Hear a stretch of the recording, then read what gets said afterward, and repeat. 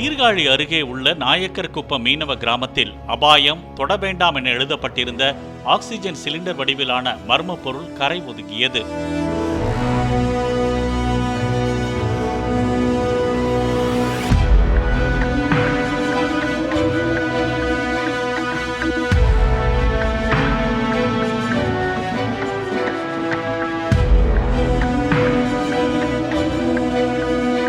ஒன்றரை அடி நீளமும் 6 அங்குல விட்டமும் கொண்ட அந்த உருளையில் போலீசாரிடம் தகவல் அளிக்குமாறும் எழுதப்பட்டிருந்தது.